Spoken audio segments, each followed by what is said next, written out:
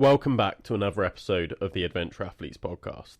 In this week's episode, I sit down with Jimmy Watkins, a runner and musician from South Wales, predominantly track running, but then experienced different avenues of running as he grew up and got sober, and that sort of led him to where he is today. He was one of the founders of the Running Punks, and just a very interesting character, to say the least. I've met Jimmy a few times. I've had some really good chats with him. I do think he is really interesting in the sense that he's got this curiosity about the world that most people sort of lose as they grow older.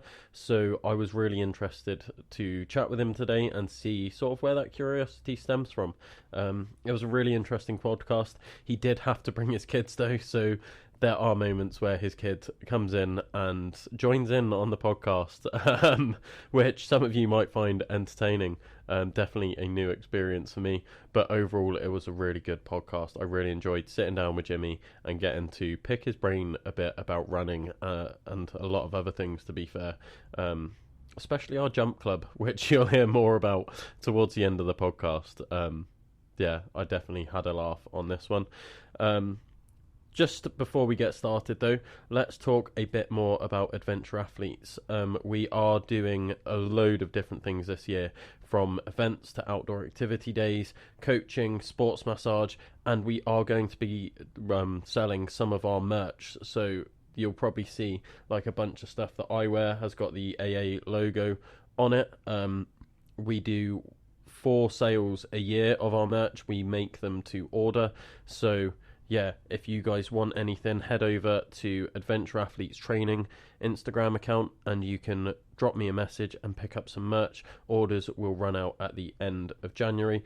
And then also our outdoor activity days, so our hiking days, whether that's the Penavan Horseshoe, Fan Dance, or the Three Peaks Challenges, whichever one you are looking to sign up for. The early bird pricing does run out at the end of January, so if you want to get your discounted prices, please head over to the website adventureathletes.co.uk and book yourself on now.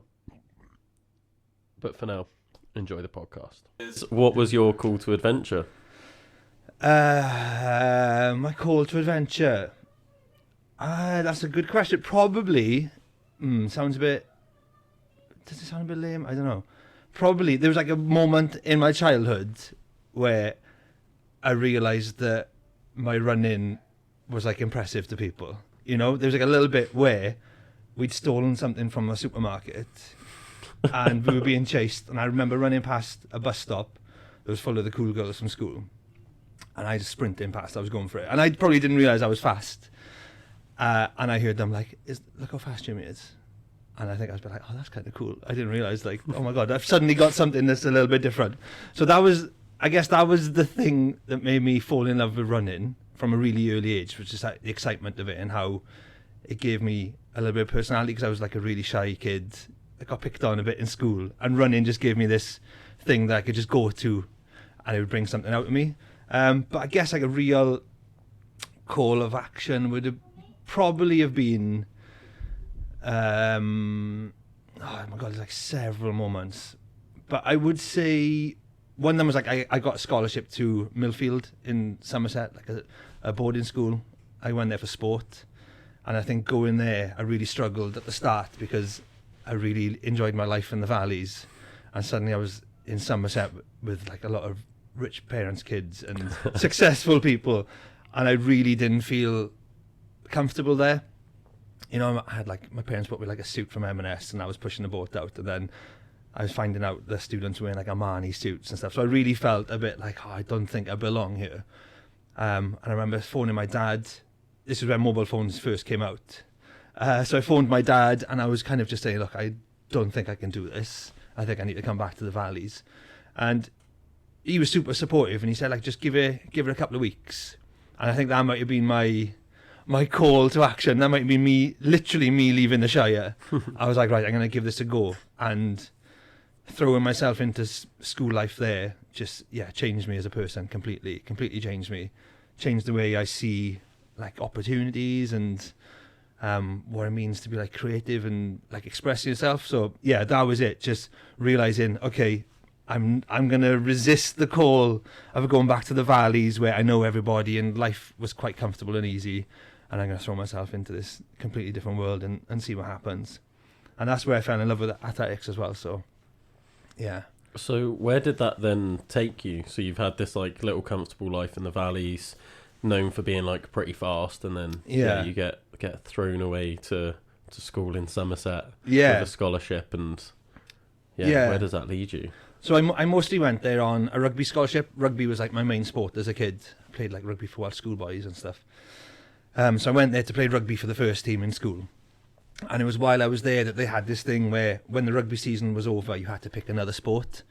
And the head of athletics was a gentleman called Alan Lurwell, who's no longer alive, rest in peace. What a guy. He literally just saw me running one day, and he was like, "You're an 800 metre runner." And he had a son. His son at the time was an 800 metre runner. And he was like, "I can see you remind me of my son. Like, you could be an 800 metre runner." And I'd done like little bits of track stuff in school before that. And I was like, "Okay, yeah, fine, let's give it a go."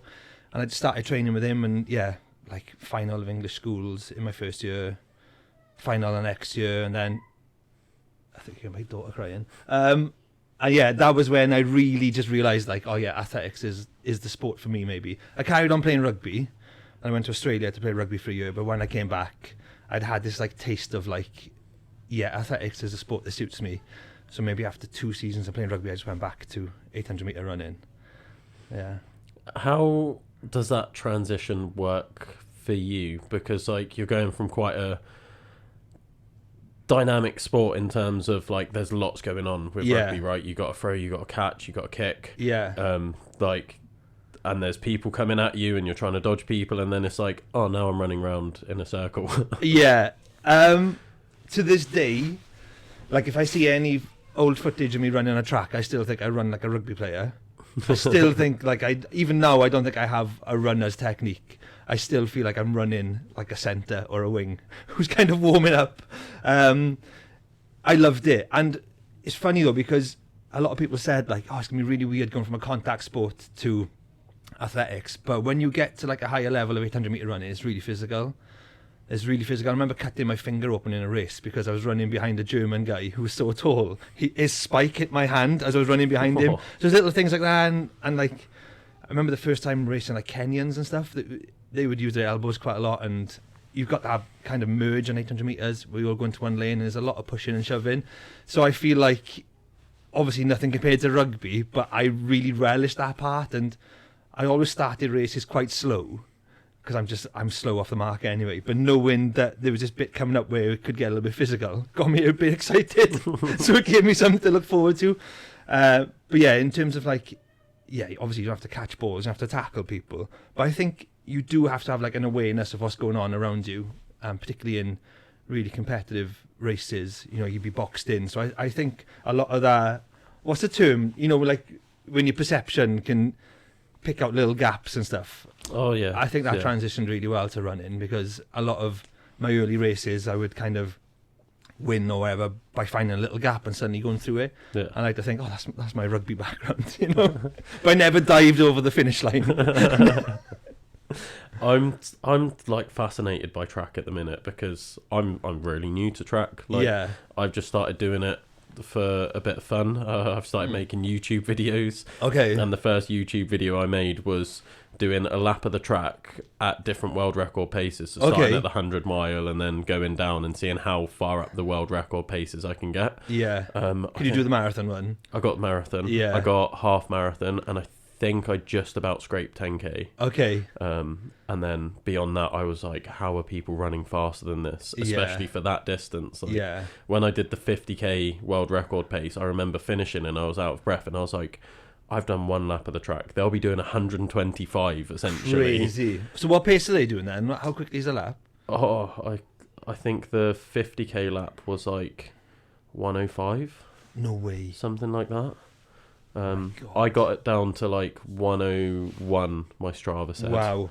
Okay. And I was like I'm happy with this. Yeah, like, yeah. I'm buzzing with a 101 lap. Yeah. Now it's in my head that I want to get sub 60, but Okay, yeah. yeah, considering I'm new to track, I'm like, oh, maybe. That's a good thing about track, because it's like wherever you look at it, there's little targets. You have like a 200 target you want to get. Do you know what I mean? That's what I loved about it.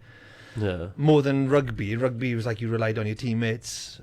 You know what I mean? Yeah. Or you could even have a good game and lose, but you felt bad for like, oh, I had a good game. But with track, it's just like, no, that's my goal. That's my goal. And I think that's something that I really like about running, like no matter, or just individual sports, right? Because when you've got team sports, which I've never really got on with, it's like, it's not just determined on your performance. Yeah. Like you can perform the best you do, like have your best game ever, even as a team. Yeah. But your opponents are just better, or like something happens and like there's just luck involved. Whereas I'm like, with running, it's just like, did I hit a certain time or a certain pace? Did I do this? Did I place here? Yes or no? Okay, cool. Like, on the flip side, though, you could have an absolutely rubbish game of rugby and your team will still win. Yeah. That does not happen in running. But I would hate that. Oh, really? That would bug me. Okay. I would rather do my best and lose than Would you? do my worst and win.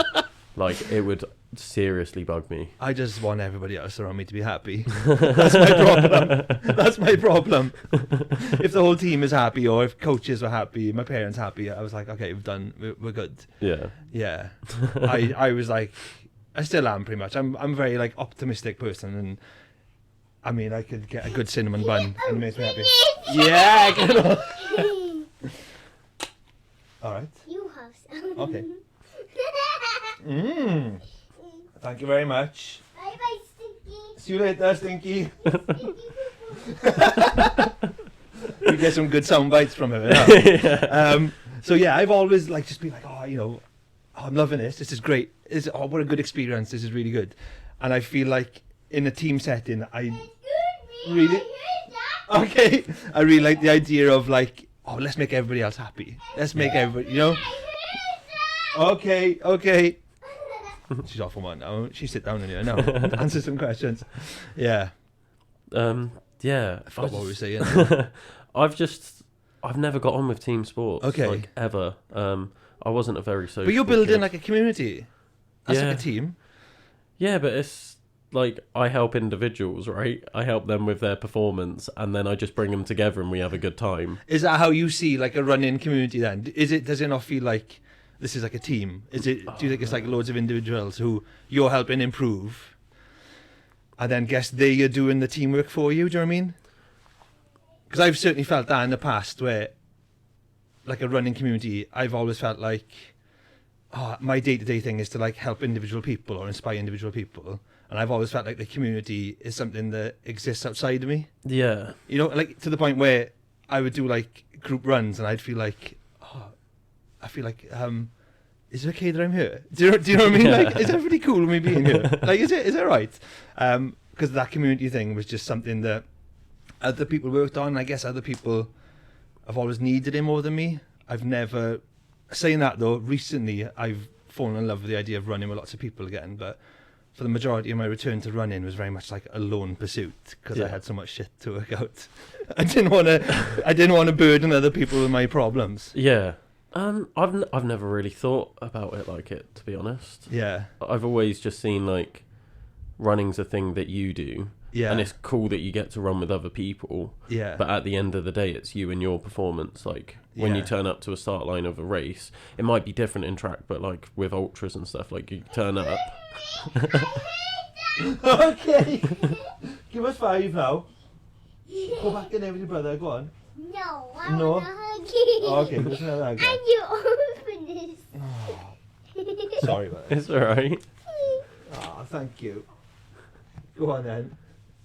No. Go on then. No. Come on. No. You are. I've opened it for you. Go back in there. Go back in there with your brother. You are. Let's do it in a bit. You got it? Wild. This is my weekend. I have the kids quite a lot on weekends, so Yeah. yeah. It's fun.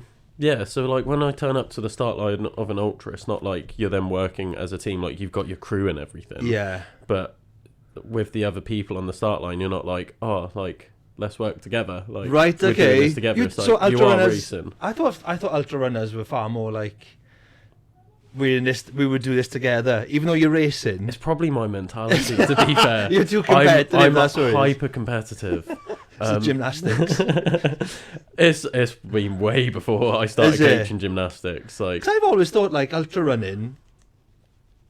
I mean, obviously, if you're competitive, it's about winning and stuff. But I always thought like it was like you had this like little journey together. Maybe I've romanticized it. no, I think you're right for most people, but for Just me, not you. for me, like, I turn up to every race, and I tell everyone this. I turn up to every race with the confidence that I'm going to win. Okay, So you're that right. first ultra I did, that I was telling you about before, Yeah. I didn't train for it. Like, Yeah. literally, I think I'd run, like, maybe 100k that year building Right. up to it. Really? Yeah. Oh my god. And then I was Even I've like, done I'm all going to do a that. 50k. So I really wasn't a runner. Yeah. But I was like, yeah, I've seen a documentary and I wanted to do an ultra Okay. and whatever else. I'm like that with fighter planes. I watched Top Gun. Let's go fly a fighter plane. It's fine. Got it. But like, I turned up being like, I'm going to win this ultra. Okay. No evidence to suggest That's ballsy. that. That's pretty mad. And then I came dead last. Like, literally, I was a minute of the cut-off time. Were you pissed off? No. I was No? like, because I tried my best. But, like, Okay. that's how I like seeing it, is if I go in with the attitude of, I'm here to win, and then I go out as if I'm going to try and win, Yeah. no matter where I come, I know I've given it everything for Okay. that. Okay. And I'm like, cool, like, that's my best performance. So maybe your desire to win is just you preparing yourself to give everything. Yeah. You know, like it doesn't necessarily mean you want to win. It just means I want to give everything. I mean, I do want to win. I wanna- I just know that I'm not good enough to win. Like, I've not won anything. Haven't you? No. I feel like you have. When I was doing the 6 and 6, I won 5 out of the 6 because I was the only one running them. But Or what you've won a club run. You know, Yeah. some people go, yeah. Yeah. You know, I'll turn up to punks and be like, yeah, Smash it. I've won Wednesday trails. I just won Wednesday social. Where's my medal? Thank you. Yeah. Oh, okay. I I'm mean, like it's been a that, while but- since I won anything, but you know, little victories in life, innit? Yeah, I've got a second and a third place trophy behind you, but Pathetic. oh no, Not even that's try it. first loser. But that is me being hyper competitive. Yeah. But I'm okay with losing as long as like I know that I've given it my all. Okay. But then that extended, so like past that first one, because I was okay with losing that. I was okay with being dead last. I was Yeah. like, mate, what an experience that was. Yeah, I've yeah. just run 50k and I've barely run. Yeah. And then it got to the next one, and I went in with the similar approach of I did a little bit more training, but still nothing. Yeah. And then I turned up and I came like lower mid pack. Okay.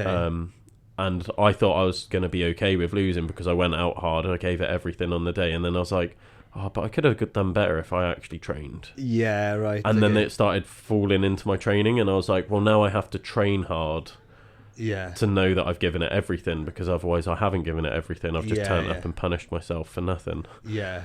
So, Yeah. Okay. yeah. Good luck to anybody standing on the start line next to you. This year, It's fingers quite crossed. a moment though when you realise that losing doesn't actually change the world at all. Yeah, no, I've quite nice. I've got nothing against losing. I think Yeah. that people should lose more. Yeah, definitely. And be okay with losing more. Yeah, Like, I find if I lose, back in the day when I used to lose, I would end up going on a mad spending spree. And if I won, I wouldn't want to spend any money because I'd be happy. So that was the only downside to losing. I was like, I know I'm going to buy something stupid. I'm going to buy like a blow-up doll or something.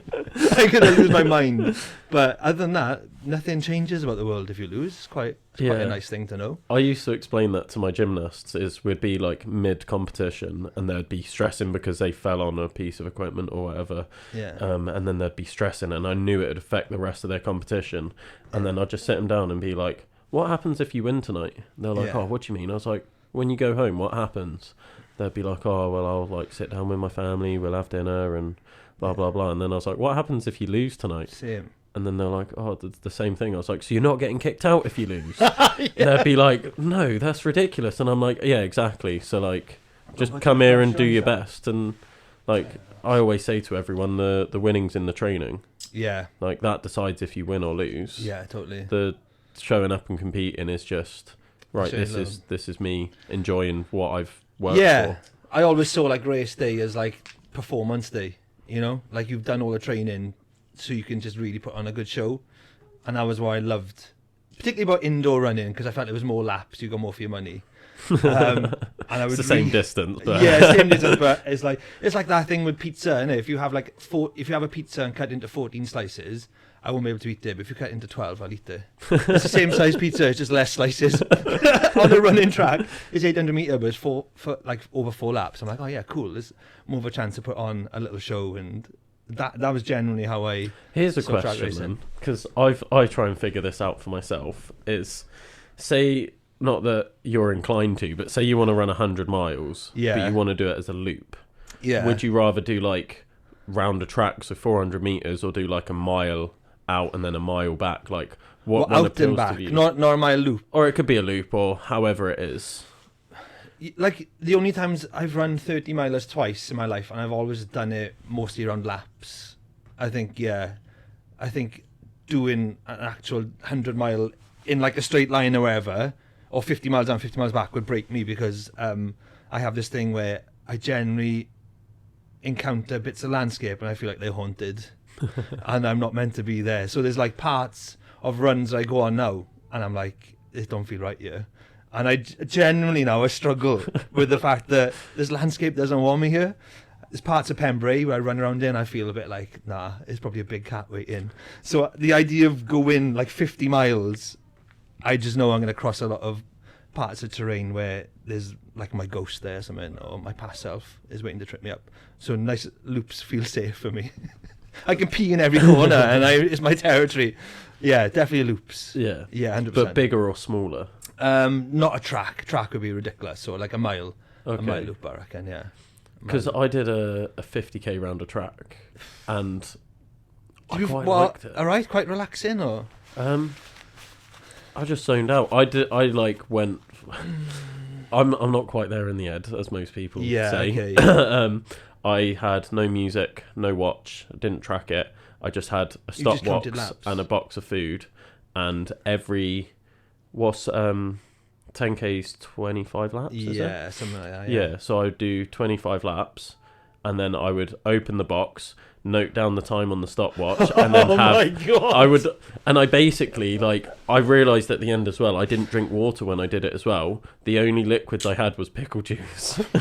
So I would just do like a quick swig of pickle juice, and 50k. yeah, Quick swig of pickle juice. yeah, I'd have 2 pickles every time I stopped off for food, and then like a pack of crisps or sweets. Oh my God. I imagine you doing it in like a string vest. You know, like. The funny Bit of thing was, slacks. I wore my running vest as well for the Did whole you? thing. Are you just So running on your own? I had my like 2 litre like Camelback on, and I'd have like the sweets and stuff in my pocket, but I didn't drink out of the Camel at all. you? No. You must have just been in a zone. Like that's like in terms of music, that's the vinyl way to run an ultra, I reckon. Do you know what I mean? It's full of scratches. It's imperfect, but it's like a really nice experience. I got a PB. There we are. But what I found interesting, I started to like, the wheels fell off about 40k in, but up until then, I was consistently doing 50-minute 10Ks. Wow. Like pretty much like within a minute. Wow. Without having like a watch or anything, and I could only look at the That's stopwatch mad. every 10k. You must have just So tapped into I something and I was just on pace. You must have opened up a portal. Like genuinely, I believe it. You must have just been vibrating at a good frequency and just that's it. Like, But yeah, everything from half marathon up, PB.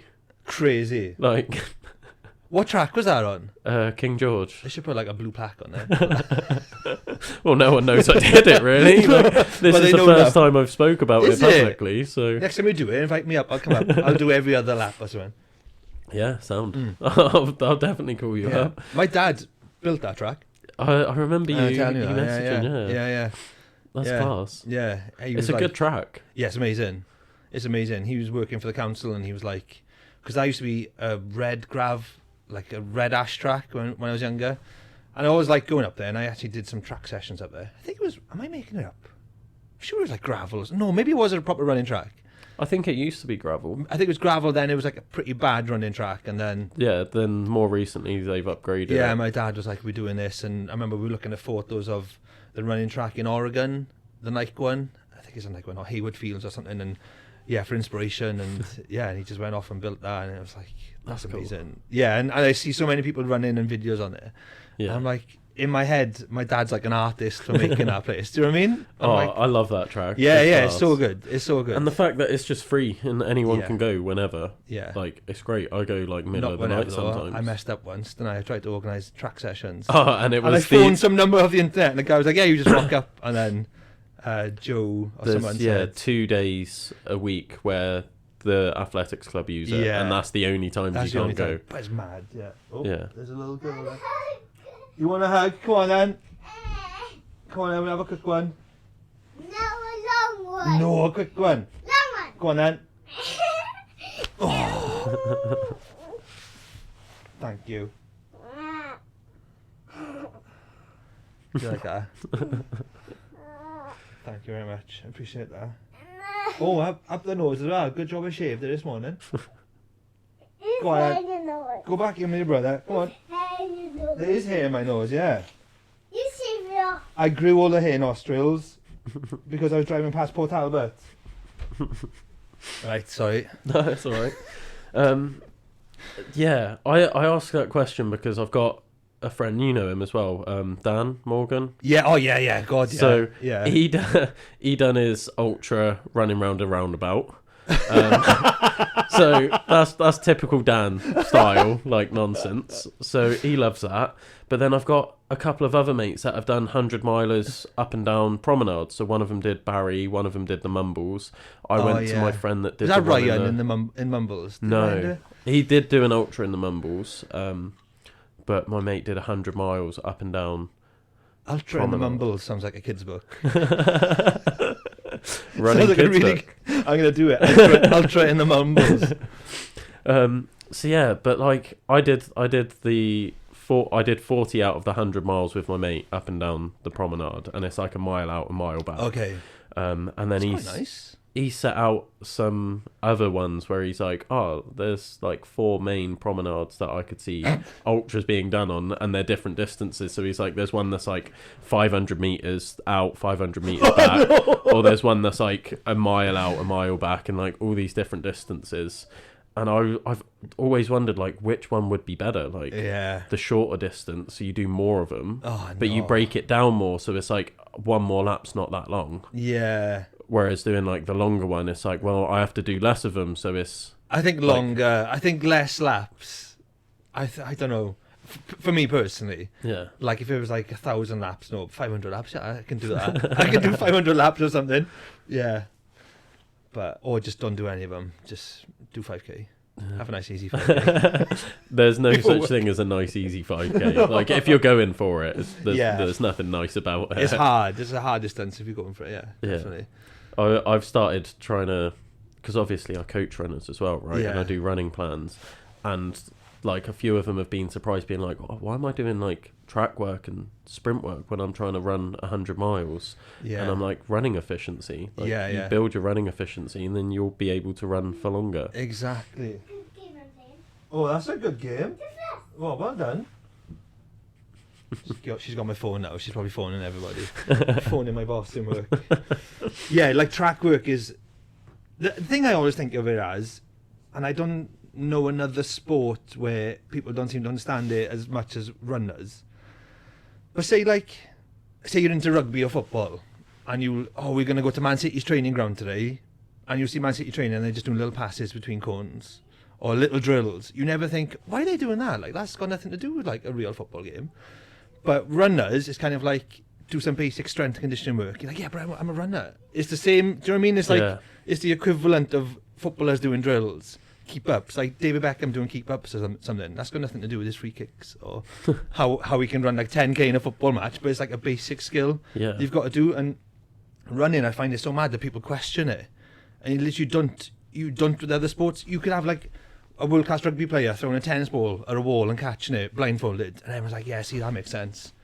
But if you show like a runner hopping on one leg in a gym, they're like, why are you doing that? That's got nothing to do with I've running. never thought of it like I that. always think of it like that, and I always tell people, like, just think of drills. Running is a skill. It's the same as like playing a guitar. You're not like shredding constantly. You'll practice little things. You practice different ways to play chords, and then when it comes to a gig or whatever, you've got all this memory of skills you can draw on if you need them. And I think running is like that. I think a lot of that comes from just the fact that running's something that you do as a kid, right? Yeah. So you don't think of it as a skill. You're like, oh, everyone can run. Like, but you also draw on walls with crayons as a kid. And then you just stop doing it. You know what I mean? It's like you ran as a kid because you were fearless. yeah. And you have to manage that as you get older, because you can't be fearless at 40 years old. Yeah. And just like sprinting around or doing ultras on roundabouts. You've got to learn like little things which make it not safer, but I would say safer. yeah, you're Like, right, safer. yeah. Like things that just make it safer for you. Yeah. But also, if you want to like improve at it, it's not just doing that thing a lot. Yeah. Like, if that was the case, like you'd get footballers playing football matches 5 days That's a what they week. do in training. They play against people. They just walking down streets, knocking on doors, get a football team together, play us. It's like they don't. They even play football games against nobody.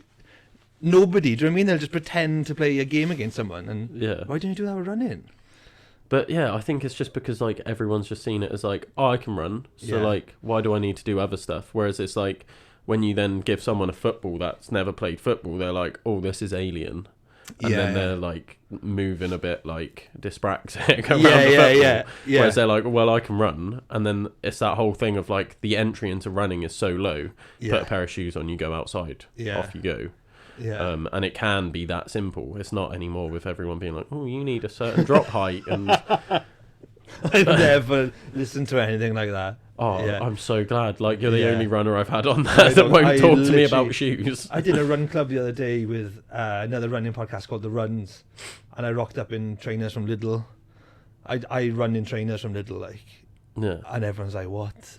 I do. They found it funny because it was me, but I was like, honest to God, I will buy a pair of trainers from Lidl, and they will be like my 10k trainers, and I just, because the way I see it is like, I got to the final of the World Championships in a pair of spikes, which were essentially barefoot. You know what I mean? I have this thing, and I had no GPS on my watch. I got this thing where I got to travel around Europe and the world racing barefoot. So why do I need to worry about what shoes I got on now? No, Just to go that's run fair. down a cycle path. If I'm in Lidl buying a nice Italian meat selection, and I see a really chunky pair of white trainers for £5, I'll buy them and go running. I promise you. I respect that, because I turned up to my first ultra in just like a pair of skate shoes, Yeah. because I didn't know what I was doing. No. I didn't know running shoes was a thing. Yeah. So I was just like, yeah, cool, whatever. But like, this is a time where running shoes definitely are a thing. It was 2019. So Yeah, like, right. Yeah.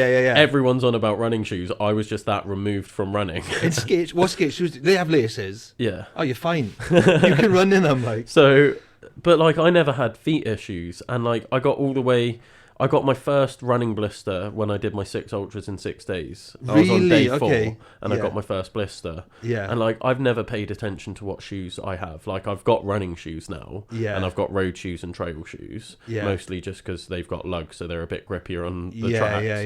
yeah. But I've never cared about running shoes. But recently, after doing the 6, I was like, yeah, I've never had feet issues. I've like prided myself on that. I'm like, everyone's like, what's your foot care routine? I'm like, what do you mean? Yeah, right. Like, my feet are fine. Yeah. And then I did just a trail half, just out with a few mates, and I put on like some trail shoes that I don't usually wear. I got a black toenail. And now I'm like, oh, shoes do matter. I must have just got really lucky with the shoes I'm wearing. they do matter, but for some people, it's like a barrier to get into running. Yeah. Like I have It so many shouldn't be. friends who were like, I'm thinking of getting into running. What trainers do I want? And I just reply with, can you send me a Google map of where you live? And I will just do a loop for them. I'll be like, don't worry about your trainers. This looks like a nice run. Like, don't worry about your trainers. Oh, I'm thinking again to run in. What do you think's best? Like a support shoe or neutral? Where do you live? Let me just have a look. Oh, this looks like a nice run. Just do that run in wherever you go on your feet now, and then we'll talk about it later. Yeah, it's kind of like, I see it as, I've always wanted to be a DJ, right? I've always wanted to be a DJ, And I've never become a DJ because I've always been bogged down in what equipment do I need to buy to be a DJ. I watch YouTube tutorials. Oh, I need this, I need that. Okay. And then I just go, what's the best? And I've never become a DJ. And I think loads of people are doing that with running.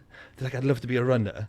But then they're online going, oh, but do I need this? And it might be stopping some people from running. Yeah. You know what I mean? That's a really fair point.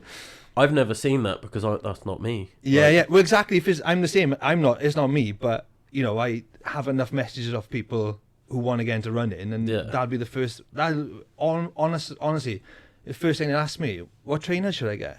Yeah. I don't know. Like, I've never sucked your feet. I've never seen your foot. I've never met you. I've never been walking with you. I don't know. Like, but I can tell you what I wear. This is what I wear. But, you know, I run in the same pair of trainers for a year. Yeah. My trainers are battered as well. Oh, yeah, everyone 100%. looks at mine and they're like, you shouldn't be running on that anymore. They're past they're like used by miles, and I'm like, what, you track that? You see how many miles you've run in But it's shoes? like hot I'm sauce, like, isn't it? Spicy sauce goes off, you keep on chucking it on your food. Like, and you find different flavours in it. You're like, that's really weird now. That's like gone off for 2 years. My shoes, my running shoes are just my version of hot sauce. Like, every time I wear them, I'm like, whoa, this feels weird, like, but I'm loving this. I'm going to keep on going. So yeah, don't get too bogged down in your trainers. Just find a nice loop. I mean, I say the same with like anything. Like when I started the podcast, I started it with someone else actually. Yeah.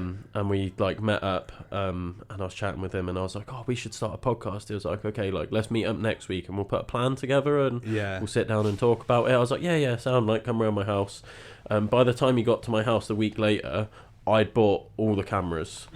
I'd set the room up. I'd done like a test audio and everything. And I was like, we have everything. Like, let's not talk about it. Let's record 3 episodes. Yeah, let's go. And that's how this podcast started. Amazing. And I've been doing it 3 years now. Amazing. See? But I started with like really rubbish little webcams, and now I've like upgraded the cameras. And I started with like rubbish USB mics, and now one I've on got me, one on you. Yeah. I love it. No, I've got a light and everything, and I'm like, yeah, cool. Like, podcast happened. Yeah, you just do it, and you don't think too much about it, and then you figure out as you go along. Yeah.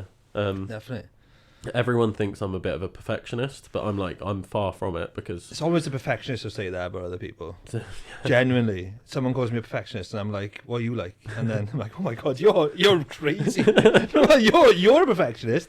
It's a really good book actually, and it's like a really badly printed one. I bought on Amazon, and it's like getting over perfectionism as a woman. But I bought it anyway, and I read it, and there was actually loads of tips in there, and that's in there.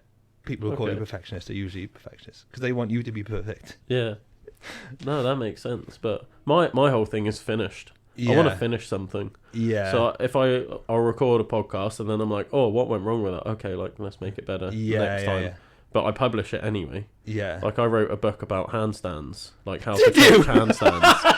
And it's like 40 pages long. Do you print it upside down? So you can only read it when you're doing a handstand. That would have been a good idea. That would have been a good idea.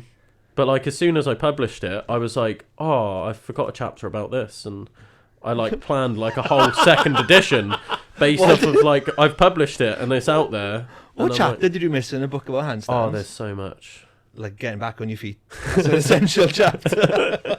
Just like the different variations in how to handstand on different pieces of gymnastics equipment. Oh right, I thought you were going to say like different countries and stuff, like different continents. This is an African They do handstand. actually have like when you look at gymnastics, they like you look at different countries' handstands. They've got slightly different techniques. It's wild how like I guess it's the same as running. Like I've got books there, like massive books about running, and you're like, but it's so simple to run. Yeah. And it's the same with handstands. Like you look at it, you're like, that's simple. They're just balancing on their hands, and it's like, but it's so complicated to get it right.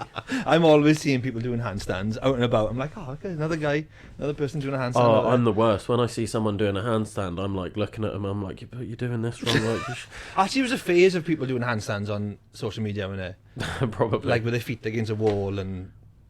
I think more people should do handstands. Yeah, I think they're great. What's the benefits of a handstand? I don't know, but you literally wrote a book on it. I don't know. No, there are like benefits, like the whole proprioception, like obviously that's the word, like, balance and everything. Yeah. But then when you think you're then inverted, like that gives you another level of proprioception because you're even more aware of where your body is in space and everything. Okay. But there's also the drainage of like all your lymph nodes and everything, because you're usually like upright or lying down. Like Yeah. when you're upside down, even like headstands and stuff, that Sounds helps gross. drain everything with gravity's help rather than your body having to work extra to do it. To give you a bigger dick. Unfortunately, Oh, not, no. no.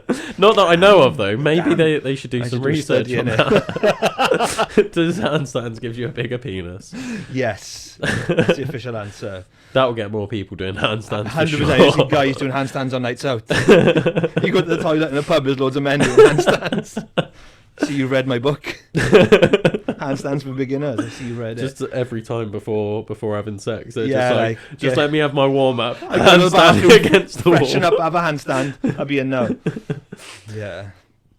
Went off Oh. piece there. Just a little bit. Going off piece though, I did want to bring up your story the other day. Okay, what's that? The one that I said we're going to bring this up on the podcast Yeah. about the elephants and unicorns. Yeah. The thing is, like, having two kids, I will buy, like, a philosophy book, which is really deep, and I'll be like, nothing I don't know. And I'll read a kid's book, and I'm like, oh my God. So my daughter's got a book, and it's called Would You Rather? And one of them was, the question was, would you rather live in a world where elephants are imaginary and unicorns are real, or elephants are real and unicorns are imaginary? And I was like, that's a pretty obvious answer. Like, you'd want unicorns to be real, it'd be amazing. But then that would mean that an elephant is imaginary. And then when you think about it, an elephant sounds more made up than a unicorn. If, like, you can explain it. If a kid was going to explain it to you, you'd be like, what's a unicorn? And you'd be like, oh, it's a horse with a horn on his head. I'm like, oh yeah, cool, I see it. But if a kid was explaining to you what an elephant is and you've never seen an elephant, you're like, it's this massive animal. It's got a really long nose and it walks on its tippy toes. I'd be like, I don't believe you. I don't believe that exists. So maybe we live in a timeline now which is more magical than one if unicorns existed. It's a fascinating way to look at the world, to be fair. Isn't it? Like, think of the things that we've got that are more mind-blowing than unicorns. Like, I always, and everyone probably will, go to platypus. Yeah, like What the fuck is a platypus? unicorns are so basic. Like, what a boring thing to imagine. Is that it? Some of them fly. All right, I could believe in a flying horse. I think it could happen. But, like, you haven't really gone to town there, you know, but some of the animals that actually do live are insane. Like a basking Especially, shark. like, yeah, I was going to say, especially in, like, the seas and oceans, like... Who's invented those? Who came up with that? But, like, just that curiosity, that's what, like, made me want to bring it up, is, like, that curiosity about the world Yeah. that you seem to have. Yeah. Like, where does that come from? It's just nothing makes sense to me. Literally nothing makes sense to me. There's a cafe near me, and on the front door it says, please close the door behind you before entering. And I've never been in that cafe because I can't find the door behind me. I'm like, where's that door? I can't go in there till I find the door behind me to close. But everyone's like, no, it's just you got to close that door when you go in. I'm like, that don't make sense though. Like, that is literally how my brain works. I'm so, yeah, I don't know. I just think I'm a bit mad, right? I'm probably a little bit too spiritual for what I should be as, like, a shortish, bald white man from the valleys. But there are things about the world which constantly amaze me. And that idea that an elephant is more fantastical than a unicorn is one of them. I just constantly, yeah. Like, particularly having kids, like, I just hang out with them like I'm their friend. I don't feel like they're dad. I'm like, where are we going today? What are we going to go see today? And they'll just point out things. I'm like, that's mad. What the hell? I never thought of that. So, Yeah. you know, we were counting how many BMWs we saw from Clanacleet to here, and it was 10. And I was like, I would have thought it'd be more than that. You know, and I'm going to be thinking about that all day now. Where are all the BMWs today? Where have they gone? I think that's why you would be, like, so into ultras, though, in my head. Yeah. Because you've got that sort of, like, wonder about it all. Yeah, but I also, making music and writing is my ultra. Yeah. Like, I feel like I go through phases where, like, this year, maybe like January the 1st, I started the year with a really good run, and I was like, this is my year of running. Like, I'm going to run loads this year. Then I had like a week off because I just started making music. So I do have that desire to throw myself deeply into something, but it just depends on what kind of cycle of Jimmy I'm on. And if it's running, I'll go, yeah, it's running now. But if it's something else, then I'll do that. I don't think I can have too many of them going on at once. Yeah. Because of the type of person I am, I will become very obsessed. So like I'm working on an album with a poet friend called Natalie Ann Holborough. I'm like making music, she's recording poems and we're putting them together, and I'm just losing hours every night doing that, where I could probably be out running. But it's one or the other for me, yeah.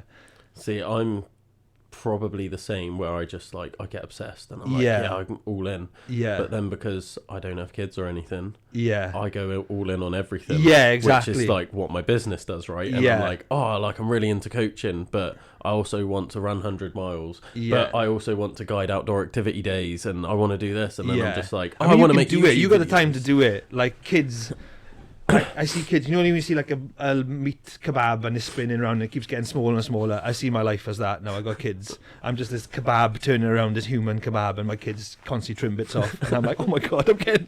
You're taking more and more away from me. I'm just clinging on to some essential juices I've got left, some flavour, some salt. But yeah, I do throw myself into things a lot. I would like to run more, but I feel like running has done its job for me. Okay. You know, running made me sober. I wouldn't have been sober if I hadn't started running. So running like kind of saved my life because I was on a bad path with drinking and drugs and stuff. So I feel like, do you know what, running has done loads for me. So I just dip in and out when I can just to keep it going, and I don't really get too hung up on my fitness. Yeah. Being like a bald man, I realise like having a small face is quite important. And there's nothing worse than being bald and having a face that looks like a bowl of porridge. So running for me is like, oh no, I need to shrink my face a little bit. I need to get out and run. But those are my main drives for running, is having a smaller head and face. That's about it. So you're saying about how running got you sober, Mm-hmm. but you've also been running since before that as well, right? No, I took like 10 years where I didn't run. Okay. Yeah, very little. So after the whole track thing, Yeah, getting your scholarship, like, So after I got to the final of the World Championships in 2006, and then I had like another year of running. 2007, I was 25, and then I stopped running. I was playing guitar in a band, and I just wanted to be a touring musician. So I stopped running, and I didn't start running again until I was 37. So I did little bits, you know. I did like park run now and again, but very little. And then it was 2019 on New Year's Day where I just felt really bad. I'd had like a series of panic attacks. Probably for the first time in my life, I was having real mental health issues. Really didn't like what I'd done with my life, basically. Like I'd had two good opportunities as an athlete and a musician, and through like self-sabotage and recklessness, I'd ruined them both. So I was like 37 years old, and I was like, I've messed this up. Like I've really fucked this up. And I just made a New Year's resolution that I'm going to start running on January the 1st. I made it on my birthday, October 30th, because like I'm not a dickhead. I wanted to spend another month or so with the unhappy version of myself. I wanted to say goodbye properly, and that's how my brain thought. I was like, I don't want to start straight away. I'm going to like have a little send off of this version of myself, and I'm going to start on January the 1st. And I just started running like 5Ks, like putting stuff online, because I'm like a teenage girl basically with the internet. I'm a bit better now, but I was like, I've done a run today, and I noticed I that. got 3 questions. What's the questions? Number 1 is a coach. There's a cut. A cut is a question, is it? All right. Wait, what was I saying? I can't remember. Oh yeah. So sorry about that, everybody. That's a little person I have to look after. So January the 1st, 2019, I started running again. And yeah, I was like sharing on my Instagram stories. And I didn't think much of it at the time, but there's obviously like a lot of people who've maybe like followed me or know me as more as a runner. So to see me running again, lots of people are like, oh my God, it's amazing to see you running again. I was like, oh really? I didn't. Okay, cool. People are happy that I'm running. I just kept on going and going and going. And then after a year of running, just went sober then, just stopped drinking, which was like unimaginable for me. Unimaginable. And I see lots of people saying, oh, they stopped drinking through running because they didn't want to run with hangovers, or they wanted to feel good. But it was none of that for me. It was just kind of running and just changed my personality. Like simple as I just become the person I was probably meant to be, and that person didn't need alcohol. Well, that was it. It was not a case of, I don't want to run with hangovers. I don't mind running with hangovers. I'll run on a full stomach or whatever. It's discomfort when running is never really a thing for me. But I was just like, after a year of this, I was like, I actually feel like I'm like the person I should be. Yeah. And that person doesn't need alcohol. So that's why I stopped drinking through running. I think it's to do with like how you label yourself. Like if you label yourself, I'm a drinker and things like that. Yeah. Or like people that try and give up smoking is like, oh, I'm a smoker, or like I'm trying to quit smoking as a smoker. Then they're always gonna think of themselves as like, when they're offered, they have to use that willpower to like pull back. Yeah. Whereas it's like, I don't smoke, then it's like people offer, then they're like, no, I don't smoke, like I'm not a smoker. Yeah. They've completely detached themselves from that. Yeah. And it feels like you've done that, but like in a way where you've replaced drinking with running, where it's like, oh, I'm a drinker, and then it's like, well, no, I'm a runner. Yeah. And then when you're like, well, I'm a runner, then you don't feel the need for like alcohol. Yeah, definitely. Like I don't have cravings. I'd be around people who drink. I go to pubs. I never crave it. I had like one little blip maybe 2 years ago where like I was just having a bad time. I was going through a lot of stuff personally, and I was like, fuck, do you know what, I would sort this out now if I got absolutely shit-faced. And it was genuine. I was like, if I got shit-faced, got in a fight, I'd feel loads better. Yeah. And it was really, no, I can't. And that was probably one occasion where I deliberately tapped into running. I took myself away and I just went running, and till the urge had gone. But Is that when you did an ultra? Yeah. I did the ultra because of a bet I lost on a night out. Oh, really? Yeah. And it was like a thing I tried to do every year then, but I didn't do it last year because it became like a superstition. And then I did it 2 years ago, and last year was like the worst year of my life. And I was like, well, there's no point doing it. Fuck, it don't work. So you're not running far enough. I was like, yeah. This is the trap that ultra runners fall into, which is why we've all got mental health issues in ultras, right? I mean, everybody's got mental health issues. But I think something about being ultra runners, you're comfortable talking about it because you've probably shit yourself in public and stuff. So it's like anything goes after that. Yeah, anything goes. But talking about like going back to like when I started running and stuff and stopped drinking, like a big part of it as well then was like, so I started running January 2019, and I think maybe like October we started running punks, and like being responsible for something was mad because I'd never been responsible for anything, or not been having like, what's the word, like people not depended on you, but you've got what like you would authority. No, not even that. Like what you were doing was like helping people you'd never met. Yeah. And I'd never had that. You try and kid yourself as a musician, you got it. I'm writing songs to help people. But no one ever goes, oh, fuck, like, I listened to your album and it made my life better. No one ever does it. But you post about, like, your struggles as someone who's drunk a lot and how running has saved you. People will get in touch with you and say, I started running because of this. And, and that was, like, a really big thing for me where I felt like I owed it to people I'd never met and hadn't even met yet, but I owed it to them to like keep showing up and keep doing this thing. So yeah, it was massive, and I wouldn't have got sober without any of that. Yeah. No chance. So starting running punks then, where did that come from? It was like, so I started posting videos online a lot, and I started doing like silly little bits of content, and then Rodri, who I'd known since school, got in touch, and he was like, I think he'd maybe just started running, and he was asking for bits of advice, and I was like explaining running to him in ways that made sense to me, but probably wasn't the norm on the internet. And he was like, oh, that actually really helps. And then he was doing the Great Welsh Marathon, I was doing the Great Welsh Half, and we kind of passed each other. I was like, hey, give each other a high five, and then we just, let's meet up. And he was very much like, I think there's a community out there of people like us who have been involved in music but are also runners. And at the time I had no idea what a running community was. I was like, fuck, I don't understand what you're on about, but yeah, let's do it. So we just like, right, let's start this thing. And we had like loads of different names, and we picked running punks. I was like, that sounds kind of cool. And even until we launched, I just thought, me and him are the running punks, and we'll do races together. And do you know what I mean? They were like, we'll just turn up, we're the running punks, just the two of us, like the Chuckle Brothers or something. And then, yeah, just to see like a community grow out of it was crazy. Yeah. It was crazy. Like, and yeah, I didn't even know what that was. And like I said earlier, I never really felt like I needed to be in a running community. Running was always for me, and then the times where I did join people for the big runs, I was like, this is mad. And it was really surprising that I thought we would all be really similar, because that's why you would gravitate towards something. But I was like, we're all like just different as well. Like, how is this thing Running Punk's got so many people doing it, and they're all so different? And yeah, it was really cool. Yeah, it was really cool. Yeah.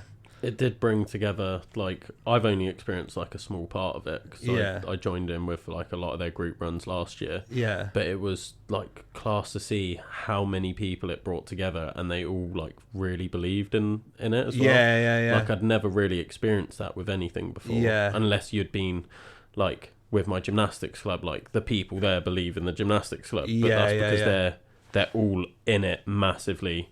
Like the kids I was training, they're doing like 20 plus hours a week, so like they're there most days. I'm seeing them more than their families sometimes. Whereas like Running Punks isn't that. It's like you might get together once or twice a week, like, but then there's people that come like once a month, once every other month, but they're still out and they're still believing in the same thing. That was like really cool to see. I think it's like a big overlap in what you do in your spare time and running that makes Running Punks like unique, because there is that you're a music fan, or you know, you're into that kind of ethos of like punk, and just, so I think that overlaps into loads of parts of your life, whereas lots of run clubs don't. You know, it'd be like, I don't know, the run club and that's it. And then when you go away, you've probably got nothing else in common with the people you run with. But yeah, with Running Punks, it's like an identity outside of running as well. So yeah, it's been really powerful, definitely. Yeah.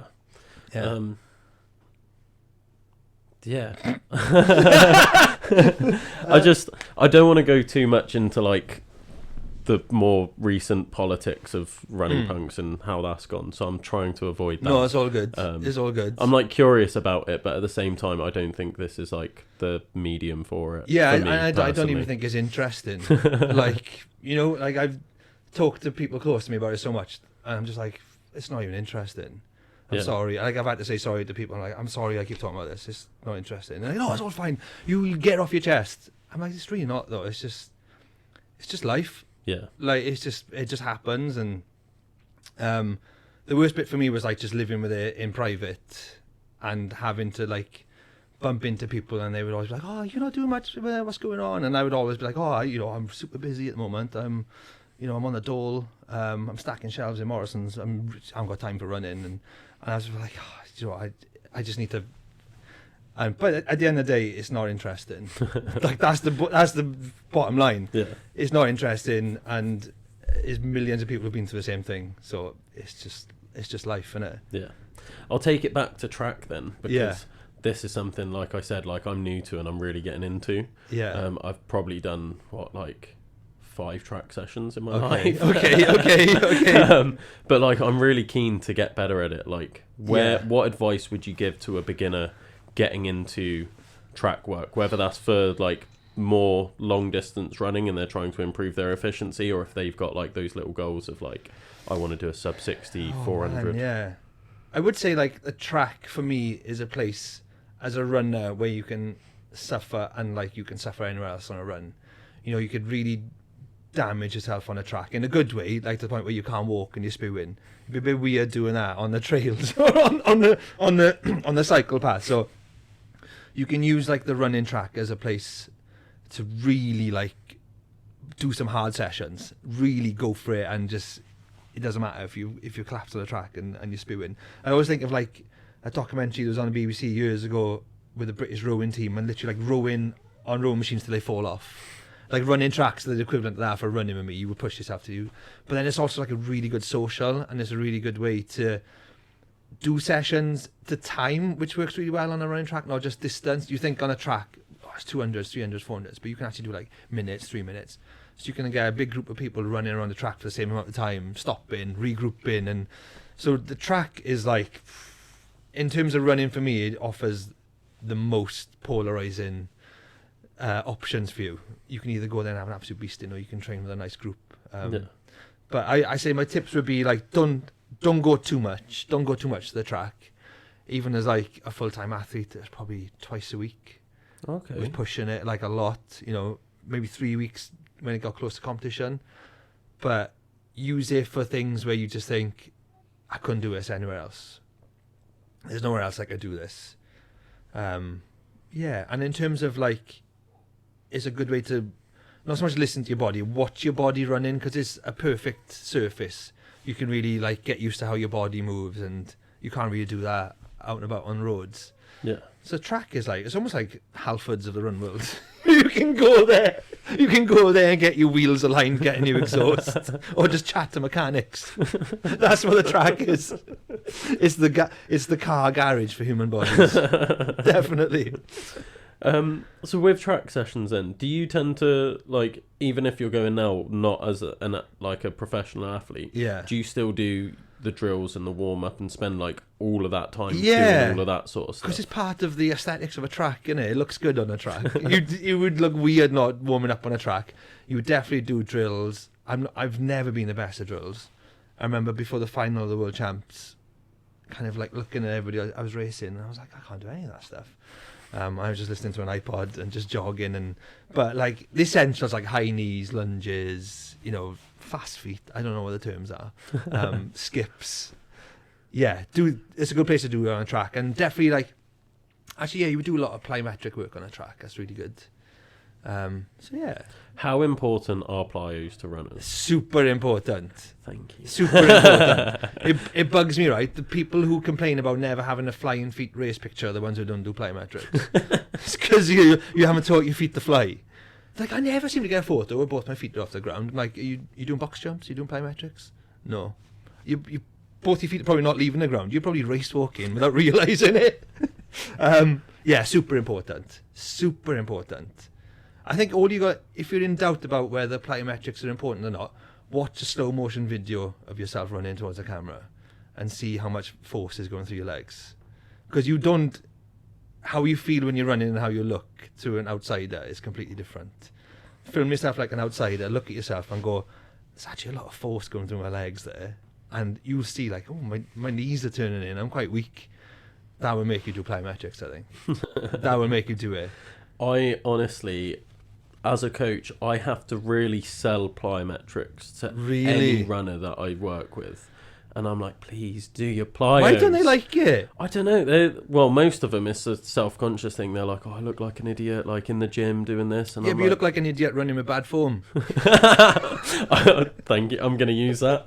That's my new one. You look more like As soon as anyone says that to me now, that is my response. It's like, would you rather someone look at you in the gym like an idiot, or have race photos where you look like an idiot forever on the internet? You have to pick one.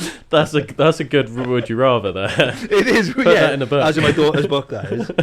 But honestly, yeah, they are so important. And my first interaction with plyometrics was when I started doing 800-meter runners. My favourite runner was a Russian guy called Yuri Borzakovsky, who won the 800 meters in Athens, I think. Okay. And I got to race him twice, which was like a privilege.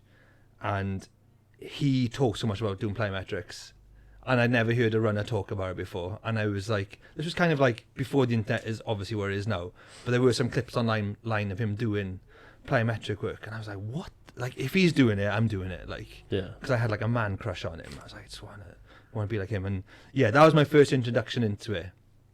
And like, maybe my memory is having like a golden hour, but I seem to recall being better at running within a month of doing them. Genuinely, you know? It makes a massive Yeah. difference. Because it's something you can't do when you run in. Yeah. You know, you just can't, you don't do the work when you're out running. You have to stop and do a specific plyometric workout. Yeah. So. I think speed athletes see it, like when you Yeah. go in like track up to maybe like the 1500 meters. I think all of them athletes are like, Yeah. this is part of track, like that's what you do. Yeah. But as soon as you get to longer distances and especially ultras, they're like, why am I doing plyometrics? Like they might not be going for speed, right? So they're like, oh, Yeah. why would I want to improve that because that's a speed thing? But it's more of a resilience thing as well. 100%. It's like, if you're questioning why you need to do plyometrics as a runner, think about Formula 1 drivers who have to make their neck stronger to drive a car faster. That's even more of a why do they have to have a stronger neck? It's because they're like more resilient to handle being thrown around in a car. going that fast. Yeah. That's what you need to do as a runner. You need to make your legs strong. It makes more sense than a strong neck. It's the same with boxers. Like, Yeah. you watch them in a gym and they're like lying on a bench. They've got like a towel with a weight tied to it around their head, and they're doing like neck lifts. Yeah. And it's like everyone, like, if you don't know they're a boxer, you'd look at them and be like, fucking hell, they look like a twat. But like, it's the same thing. Like, would they rather look like a twat in the gym or look like a Getting twat knocked when out straight away. Yeah. But like all that stuff is to. I know with boxers, like a lot of the thing with being knocked out is the surprise of it. So you're preparing yourself to not be surprised by what's coming at you. Do you know what I mean? That it's the same with particularly running ultras. I mean, I'm by no means an expert, but I've run far enough to know that in the matter of 3 or 4 strides, you can surprise yourself with how shit you suddenly feel, and you've got nothing to back yourself up. You just go, oh my god, like something's gone wrong. I remember doing fan dance with Rodri, and we got to the top of Penavan. He cruised it. He was easy. I was like crying. I was like, I haven't got the tools to do this. And yeah, as an ultra runner, the difference from like feeling okay to feeling like shit is a couple of meters. Yeah. It is, isn't it? 100%. Like, so you need to like just work on everything you can on a small level to prepare yourself for that. 100%. Otherwise you're fucked. Plyos, I can bang on about plyos all day. Like, They're fun as well. Like, they are. go to a gym so and just fun. jump around. No one else is doing it. It's class.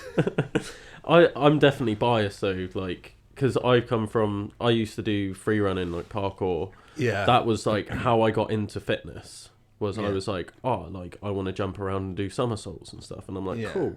And then I've learned from doing that how transferable it is to everything. Yeah. Like, Yeah. I've got such a good awareness of my body, and like I built such strength and resilience. Like, I wasn't doing weight training back Yeah. then, really. I might have done like a bit of body weight stuff and not really known what to do with fitness, but I wasn't really weight training. Yeah. But then I've got like such good strength that when I've got into weight training, I'm like, oh, like I'm pretty good from all this Yeah. jumping around. Yeah. And then Yeah. I've got into other sports, and like I got through my first ultra barely, Yeah. but like I got through it. Yeah, And like yeah. a big reason for that was like, I've got all this strength and endurance built from jumping around. And Yeah. I can see the benefits because that was my starting point, but most people Yeah. stop jumping as Do soon the as they leave plyometrics. school. So Stop jumping as soon as you leave school. Right, you finish school and no more jumping. You're not an adult now. this is what I ask people is like, I work in gyms and stuff, and like I get people doing box jumps in classes and stuff. Yeah. And then I'd be like, before you joined this gym, like when was the last time you did a box jump? Yeah. Or like just jumped? When's Oh, the as a last kid. time you jumped onto something or off of something? Yeah. And they'd be like, oh, it must have been when I was in school. And then I'm like, yeah, exactly. I Like, genuinely why'd you believe that. stop? The minute you stop jumping is when you start getting older. So Look at keep fleas, they jumping. never age. I've never seen an old flea. They're always jumping. Frogs. Have you ever seen an old frog? I guess all frogs look old. All frogs look the same age because they jump the same amount. Just jump. There we go. That was actually when I turned 40, everyone was like, what do you want to do? I was like, I want to start jumping more. As a 40-year-old, I think it's I never important. want to stop jumping. I know that I've like, I jump less now because I don't do the sports that involve jumping Yeah, all right, the time. yeah. So I jump less, but I still jump more than most people. Yeah. It's good, isn't it? Yeah. Just do a Strava for jumping. There should be an activity, just jumping. I'm on a jump streak. I've jumped every day. I've jumped every day for 5 years. There's not a day where I haven't skipped a jump. Oh, skip a jump. That's a good tag for the jump club. Don't skip a jump. The jump club. Starting jump clubs now. Yeah. Run clubs. So I like 2020. Let's meet in Primark car park and we're going to do an hour of jumping. I'd actually be up for that. I would Bring be up some for it. boxes, bring some hurdles. Like, Come down and jump. If I saw a sign outside the town hall, local jump club, I'm like, I'm there. What do I need? Just pay a trainers. Great. this could be a thing for new fitness classes coming out. I Jump might start club. a jump club. Jump in punks. We're just gonna hang out and just jump, and then get a coffee. Be nice to it. Sounds good, to be fair. Where do I sign up? Yeah. And then all the runners start coming because they've listened to this podcast being how important plyometrics are. Yeah. And then they quit running because Yeah. they're like, do you know what? Amazing. There's something to this jumping. Less like. runners, and then they realise because pretty much everybody joins run clubs because they want to date.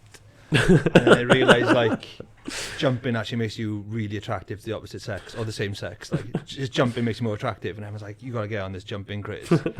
That's going to be like the next decade of Instagram now, isn't it? Like running's in. It's going to start going down at some point. What's the next big jumping. trend? Like, Jumping. I met the love of my life on my first night at the jump club. And haven't looked back. Yeah. Feeling positive about the future of jumping. It's the next in thing. But we need everybody to start applying metrics now, so they don't get injured in their first jump club. Yeah. That's the thing. Start now. You can come to jump club. You need at least 3 months experience jumping before you can we'll come. check your plyometric stats before you join the club. We'll start a group on Strava right now. Yeah, I get my kids sign them up. They love it. Yeah, I mean, kids don't need to. Like they jump. Yeah, I wish my kids were faster though. You know, it's really hard to not want them to be faster without looking pushy. You know, I'm like, Tommy, you haven't won park run yet. You're 8. Come on, what is going on? Yeah, late bloomers, that's what it's going to be. I think so. They're going to get to 50 and start winning ultras, and then you're going to be like, I knew that park run when you was 8 was worth it. I knew it. It's really funny being like someone who used to be a competitive runner and having kids who are just not interested in running and trying to play it cool on other parents at park run. Because like Slentley's quite small and people know, oh, that's that guy who used to run, and you're there with your kids who are just not into it. And you're like, oh, it's cool. I think it's great that my kids are not into running. You know, but deep down you're like, I wish you just go a little bit faster. Come on. See, I can imagine. I don't think I'd be a pushy parent, but I know I would, because I would be like, right, you have to do all these sports. Yeah. Do them.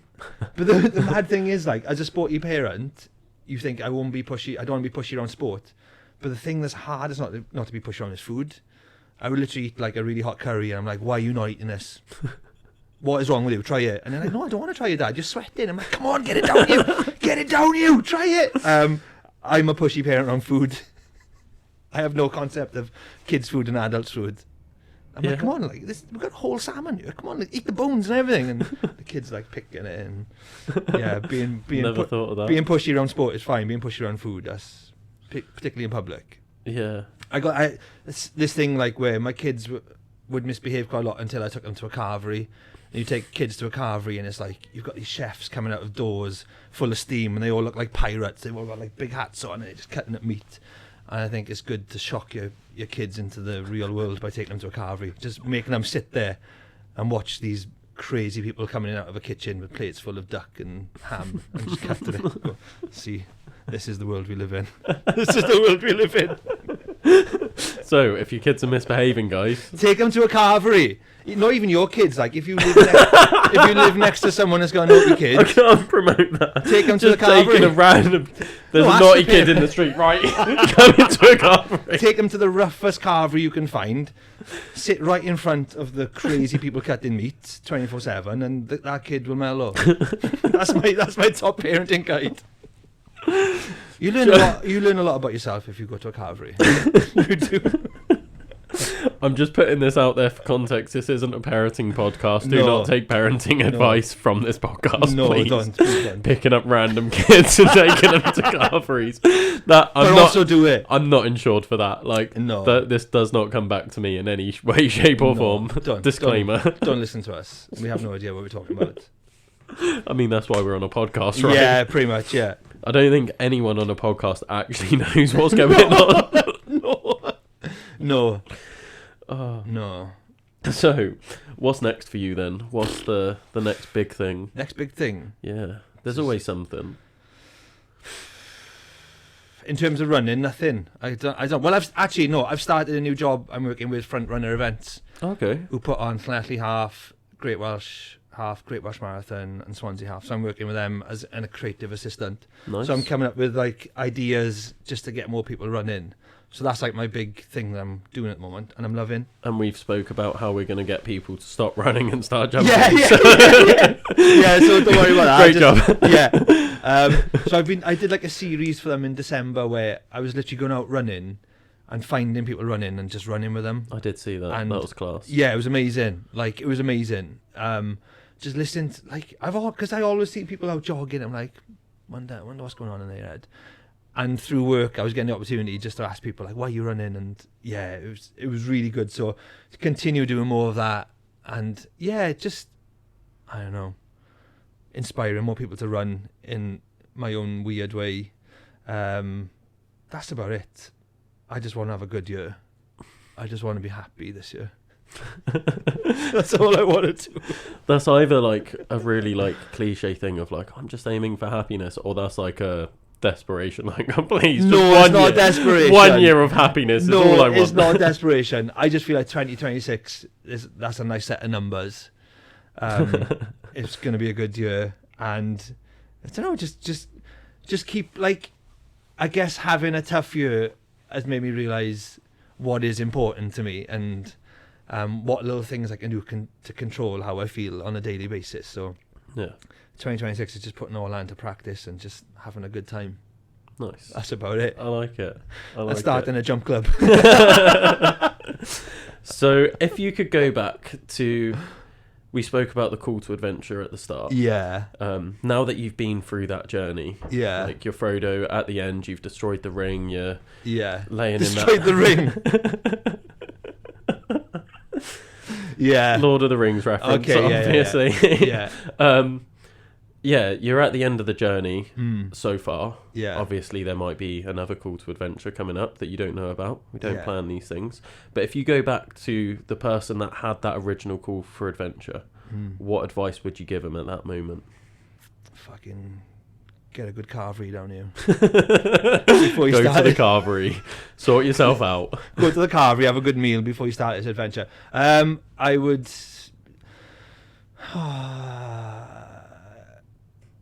First of all, I'd have to like introduce myself, because I wouldn't recognise myself as like an older version. I'd be like, who's this creepy old man talking to me? I'm like, it's actually Jim, is me from the future. You're about to embark on this journey. I just want you to know that mobile phone contracts are ridiculously expensive. Prepare yourself. Prepare yourself for that. Don't leave the heating on when you go to work, because that's expensive. But I would honestly say it's not going to go to plan, but that's cool, because there is no plan, you know? Yeah. This is not gonna, you're gonna have no control over what happens. You're gonna make some bad decisions. Actually, one thing I would say is, and this is something to tell myself, there's no such thing as a bad decision. There's only... Come on, you can jump in. There's no such thing as a bad decision. There's only like a bad way to react to a decision you've made. Thanks again for listening to another episode of the Adventure Athletes podcast. If you like the content we are putting out, if you like what we are doing with the podcast, please drop us a follow, give us a like, share it, comment, do everything you can to get the algorithm pumping out the Adventure Athletes podcast as far and wide as possible, so I can keep getting bigger and better guests on the podcast for you guys, sharing the information completely for free, and then hopefully being able to expand and get new equipment and just make the podcast better than it's ever been. I'm constantly trying to improve the podcast, but with the rest of the business, this does take up a lot of time. So eventually I would like to hire someone to be able to help me out and make the podcast even better. But until next time, guys.